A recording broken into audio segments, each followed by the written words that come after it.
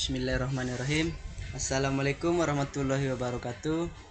Sebelumnya perkenalkan, nama saya Ilham Ripaldi dari kelas 1D D3 Teknik Listrik dengan NIM 240103302425. Baik, saya akan membacakan materi tentang ruang uji bahan listrik, laboratorium, dan ruang kerja listrik.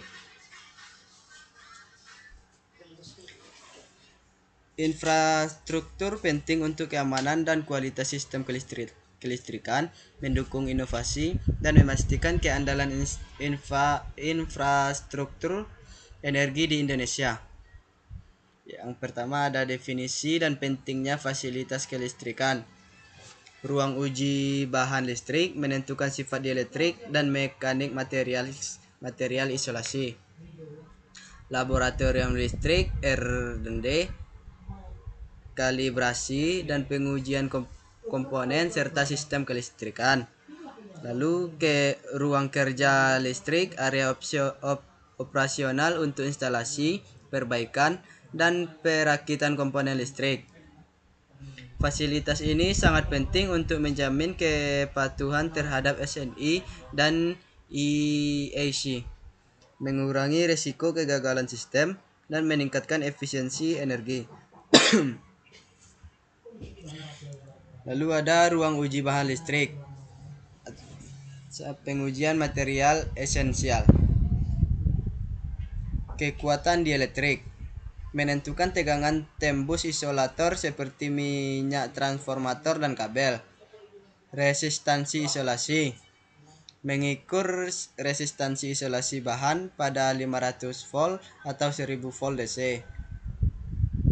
Partial discharge atau PD mendeteksi cacat isolasi internal pada isolator GSI dan bushing. Laboratorium listrik, inovasi dan verifikasi sistem.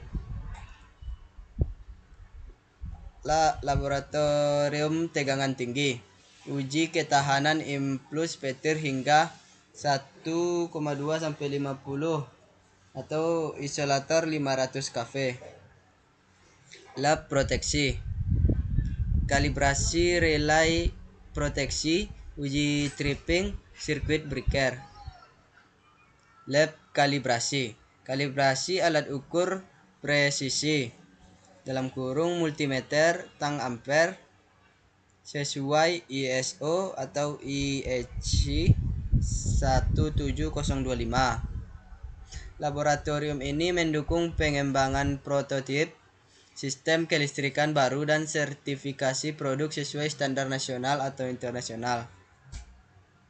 Ruang kerja listrik, efisiensi dan keamanan operasional. Yang pertama ada desain ergonomis untuk perakitan panel listrik. Yang kedua, stasiun kerja dengan grounding terintegrasi atau resistansi 1 ohm, lebih kecil 1 ohm. Yang ketiga, area khusus untuk pengujian fungsional komponen rakitan. Yang keempat, penerangan optimal 500 sampai 750 lux untuk detail pekerjaan. Tata letak yang efisien meningkatkan produktivitas kerja hingga 15%. Peralatan utama dan teknologi canggih. Pengujian tegangan tinggi atau HV tester, AC hingga 300 kV, DC hingga 600 kV. Sistem deteksi partial discharge, akurasi pengukuran PD di bawah 1 PC. Penguji isolasi digital atau megaohmmeter, rentang pengukuran hingga 200 teraohm. Penganalisis kualitas daya mendeteksi harmonisa, flicker, shock, swell, Kamera thermal mendeteksi hotspot pada sambungan kabel dan peralatan, mencegah potensi kegagalan. Standar keamanan dan protokol wajib. Prosedur LOTO, mencegah aktivasi energi yang tidak terduga.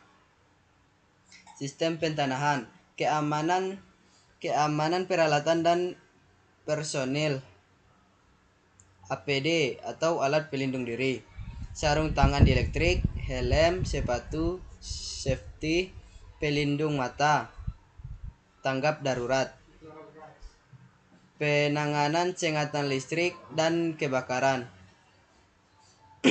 Implementasi ketat standar ini telah menurunkan angka kecelakaan kerja sebesar 75%. Kesimpulan dan prospek masa depan. Fasilitas uji bahan listrik dan laboratorium adalah tulang punggung keandalan listrik nasional. Kedua, integrasi load untuk pemantauan uji real time meningkatkan efisiensi. Yang ketiga, otomatis pengujian meningkatkan efisiensi dan akurasi. Yang keempat, pengembangan material isolasi ramah lingkungan mendukung keberlanjutan. Investasi dalam fasilitas ini